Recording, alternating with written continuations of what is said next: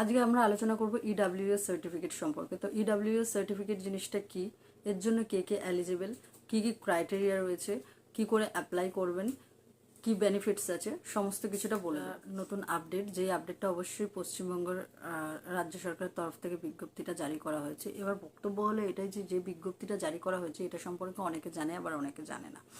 যাই হোক, আমি যেটা আপনাদের জানাতে চাইছি সেটা হচ্ছে একদম ইডাব্লিউএস সার্টিফিকেট সম্পর্কে। ঠিক আছে, ইডাব্লিউএস সার্টিফিকেটটা কি, যারা হচ্ছে ইকোনমিক্যালি দিক থেকে আর কি একদম দুর্বল অসহায়, তো তারা কিন্তু এই জিনিসটা করতে পারবে, এর জন্য কিন্তু তারা এলিজিবল।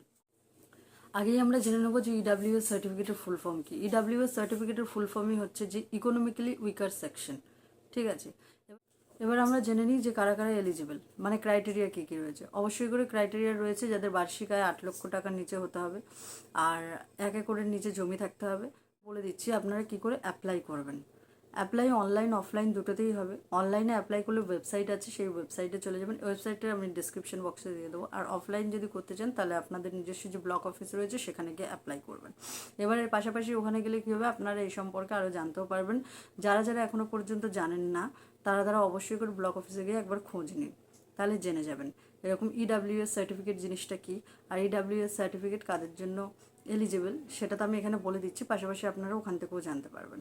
এবার আমি বলে দিই ইডাব্লিউএস সার্টিফিকেটের জন্য কারা বেসিক্যালি এলিজিবল। জেনারেল কাস্ট, ঠিক আছে, কারণ এসসি এসটি ওবিসি এরা কিন্তু এদের জিনিস বানিয়ে নিয়েছে, এদের সকলের কিন্তু কার্ড মানে সার্টিফিকেট আছে, কিন্তু আমরা যারা জেনারেল কাস্ট তাদের কিন্তু কোনো সার্টিফিকেট নেই। তো তাদের জন্য এই ইডাব্লিউএস সার্টিফিকেটটা বানানো হচ্ছে। এটা অ্যাকচুয়ালি ইডাব্লিউএস সার্টিফিকেটটাই হচ্ছে যে জেনারেল কাস্টের জন্য। এবারে যারা ধরুন অ্যাপ্লাই করেছেন তাদের কি বেনিফিটস হতে পারে, অবশ্যই করে 10% বেনিফিটস রয়েছে এখানে। কি 10% রিজার্ভেশন বেনিফিটস, যেরকম হচ্ছে আমরা যখন আগে এক্সাম দিতাম এসসি এসএসসি বা ইউপিএসসি এসব এক্সাম যখন দিতাম আমাদের কিন্তু কোনো রিজার্ভেশন ছিল না, কিন্তু এই মুহূর্তে দাঁড়িয়ে ইডাব্লিউএস সার্টিফিকেটের দ্বারা কিন্তু 10% রিজার্ভেশন থাকছে এইসব এক্সামে। তো এটা অবশ্যই করে কিন্তু আমাদের একটা বড় বেনিফিটস হচ্ছে। এবার আমরা বলে দিই যে আমরা এটা প্রত্যেকেই জেনে থাকি বা জেনে আছি যে এসসি এসটি ওবিসি প্রত্যেকের একটা রিজার্ভেশন রয়েছে, কিন্তু আমাদের কোনো রিজার্ভেশন ছিল না।